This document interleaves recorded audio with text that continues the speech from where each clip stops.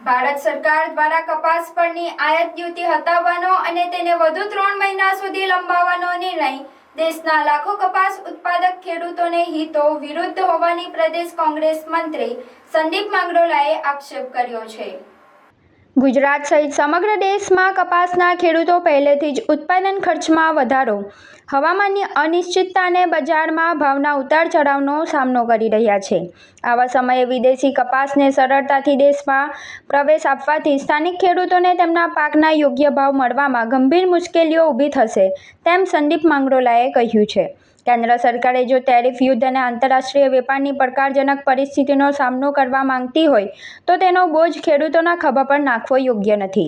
કપડાં ઉદ્યોગને મદદ કરવાની જરૂર હોય તો તેના માટે અન્ય વિકલ્પો શોધી શકાય, પરંતુ ખેડૂતોના હિતોની કિંમત પર કોઈ એક ઉદ્યોગને લાભ પહોંચાડવાનો પ્રયાસ સ્વીકાર્ય નથી। કેન્દ્ર સરકારને તેઓએ કહ્યું છે કે આ નિર્ણય પર તાત્કાલિક પુનઃવિચાર કરી ખેડૂતોના સંગઠનો સાથે ચર્ચા કરે અને કપાસ ઉત્પાદકોના હિતોનું રક્ષણ થાય તેવી નીતિ અપનાવે। દેશોનો અન્નદાતા અને કપાસ ઉત્પાદક ખેડૂત નબળો પડશે તો તેની અસર સમગ્ર અર્થવ્યવસ્થા પર પડશે। ખેડૂતોને ન્યાય મળે, કપાસના યોગ્ય ભાવ મળે અને તેમની આવક સુરક્ષિત રહે તે માટે સરકાર તાત્કાલિક પગલાં ભરે તેવી માંગ સંદીપ માંગરોલાએ કરી છે।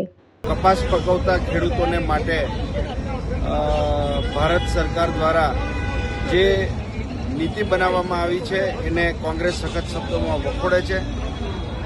આંતરરાષ્ટ્રીય બજાર અને જે ટેરિફ માટેની સરકારનો પડકાર છે એ ખેડૂતોના ખભા ઉપર નાખી દેવાનું સરકારની જે નીતિ છે એ ખૂબ ખોટી છે, ખેડૂતોને અન્યાય કરતા છે અને આ જ પ્રમાણે સરકાર જો આગળ પગલાઓ ભરતી રહેશે તો ખેડૂત પાયમાલ થવાનો છે। ખેડૂતની આવક બમણી કરવાની વાત તો બાજુએ રહી, પણ ખેડૂત એની લાગત જે છે લાગત જેટલું પણ મૂલ્ય મેળવી શકે એવી સ્થિતિમાં નથી।